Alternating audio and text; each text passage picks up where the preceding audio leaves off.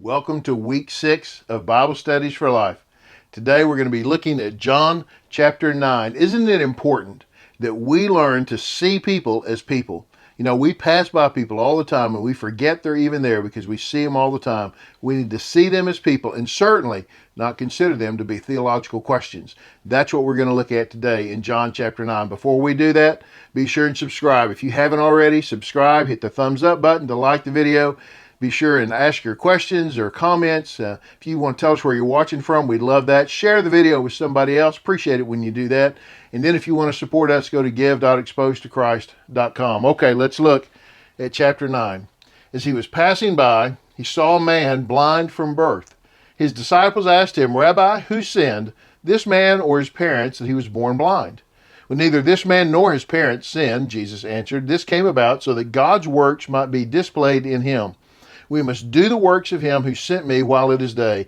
Night is coming when no one can work. As long as I am in the world, I am the light of the world." Okay, so they're walking down with the disciples. He's passing by, right? And he sees this man who is blind from birth. He sees a person on the side of the street, blind from birth. And the disciples asked, "Who sinned, this man or his parents, that he was born blind?" Why did this happen? Were his parents sinners? Was he what he was going to do in his life as a sin? Is that why he was born blind? He was punished beforehand? Seems like an odd thing, right? How in the world he was born blind? He hadn't sinned before he was born. Maybe it was in anticipation of his sins. The disciples have this question theologically about this guy, right? And Jesus says, well, it wasn't this man or his parents. What bothers me most about this is that they were talking about this guy, right? He's laying there, and they're talking about him as if he's not there. They're talking about him as if they viewed a picture of him somewhere and were having a discussion in a classroom. They weren't talking to him. They were talking about him. And he was not a person. He was a theological question. And Jesus answers our theological question. It was neither the man nor his parents, but so that God's works might be displayed. We've got to do the work of him who sent me while it is day, right? While you can, you serve the Lord. Now, here's the thing. Jesus' answer to them is really important, right? It wasn't sin. It was so that God's works might be displayed, so that God's glory could be shown in his life. Why do bad things happen to good people? Is it because of their sin? Not. Sometimes it is because they've sinned, and we get the results, the consequences of our sin, right? Just because you're a believer doesn't mean you're exempt from the consequences of sin. But sometimes bad things happen because we live in a fallen world, and that's what happens. Bad things happen in a fallen world. It rains on the just and the unjust, right? But some things, bad things happen because God wants to show his glory, so he allows the bad thing to occur so that he can come in and then reveal his glory. And in fact, no matter what it is or why it happened, that is the case, that the Lord can reveal his glory in the worst things that happen to us. Romans 8:28, God takes everything that happens and he brings it, he works it together for good to those that love him and are called according to his purpose. That God works all things. He takes whatever terrible things have happened and he turns them to good in our lives. That's what God will do. Not necessarily good for us, but good for the kingdom. But here, good for the man and good for the kingdom, right? So it's really, I really have an issue with these disciples who saw him as just a theological problem they needed to try to solve. But Jesus straightens out their wrong theology. So when you look at people, boy, I tell you, we're quick to say, well, they probably got themselves in that. They probably did something. That's what we think, right? They probably did something to get themselves there. And that is a prideful statement on our behalf. We don't know what happened. We don't know what's occurred. We don't know that we might not have ended up in the same place if we had the same circumstances, right? We don't know that. It's prideful. But it also dismisses the fact that they're a person through whom God can show his glory. And look what happens. After he said these things, he spit on the ground, made some mud from this lava, and spread the mud on his eyes. "Go," he told him, "wash in the pool of Siloam," which means sent. So he left, washed, and came back seeing. So he puts the mud on his eyes, tells him to go wash in the pool, and he came back seeing. He left blind, came back seeing. Jesus talked to that man and worked in his life to bring himself glory.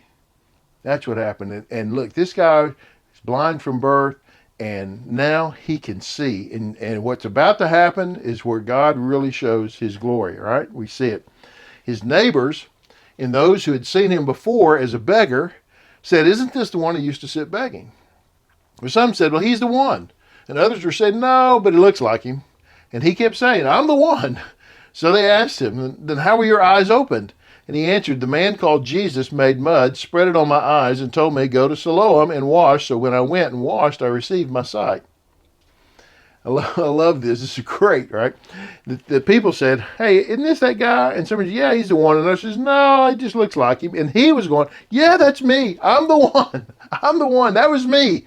I did it. Yes, that was me. I was the guy there. I used to be blind," right? And well, then how?